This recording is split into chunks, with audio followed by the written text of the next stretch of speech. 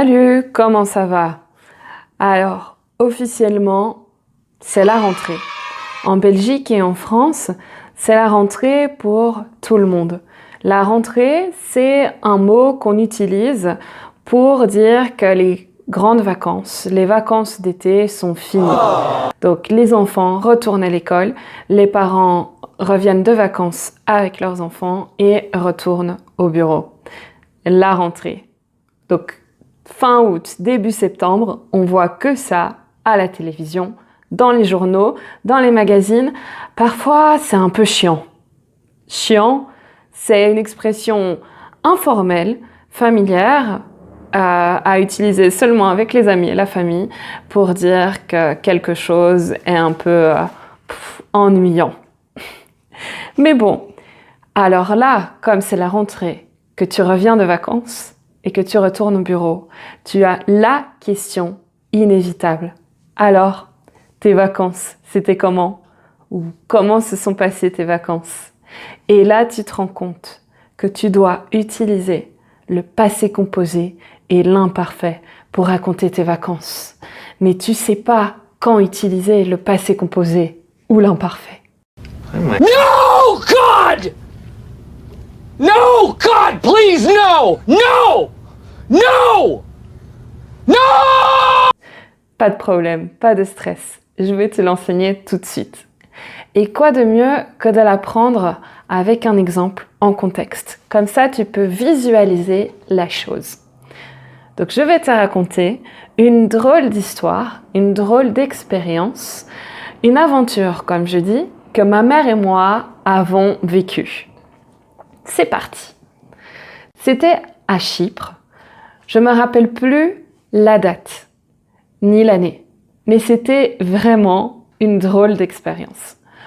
Nous n'étions pas loin du centre de Paphos, mais ce n'était pas vraiment Paphos même. On devait prendre un bus parce qu'on était à l'extérieur de la ville. On devait prendre un bus pour aller jusqu'au centre. Mais ça, c'est pas la question. La question, c'était que je voulais absolument connaître et voir la plage où, selon la mythologie grecque, Aphrodite est née. Parce que oui, elle se situe à Chypre, c'est une plage magnifique et je voulais absolument la voir. Le truc, c'est qu'on devait prendre un bus pour aller jusqu'à Paphos et après à Paphos, on devait prendre un autre bus jusqu'à cette plage. Et chaque bus avait un horaire très défini, très précis. Mais on ne savait pas, on ne s'est pas informé, j'ai juste regardé le chemin et on y est allé. Quand nous avons pris le bus pour aller jusqu'à cette plage, ma maman a posé la question au chauffeur. Quand est-ce que le dernier bus passe?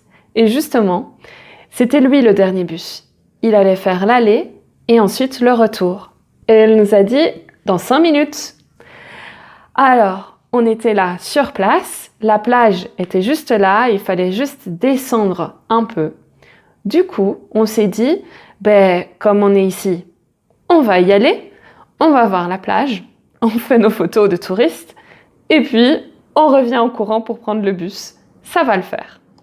Le truc, c'est que on est allé à cette plage, elle était super belle, et on a pris notre temps, et puis quand on était sur le chemin du retour, vers l'arrêt de bus, on a entendu le bus démarrer. Et quand nous sommes arrivés à l'arrêt de bus, plus de bus, il était parti.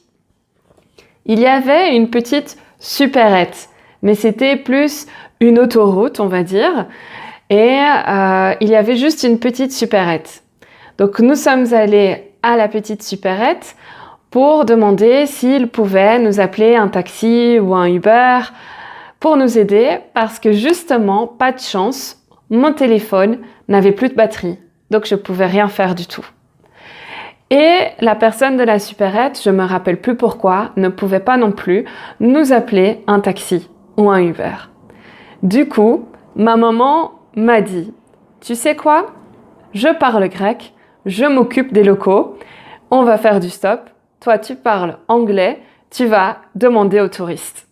Et donc, On est parti dans tous les sens et on demandait à toutes les personnes qui allaient à cette plage ou qui allaient à la supérette si elles pouvaient nous prendre en stop jusqu'à Paphos.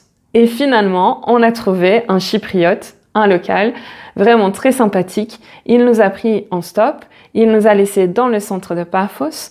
Là, on a pu encore nous promener un peu, nous amuser et puis nous avons pris notre bus de retour jusqu'à là où nous séjournions.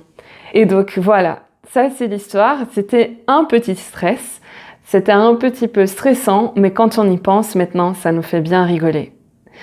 Donc là, est-ce que tu as fait attention aux verbes que j'ai utilisés au passé composé et à l'imparfait?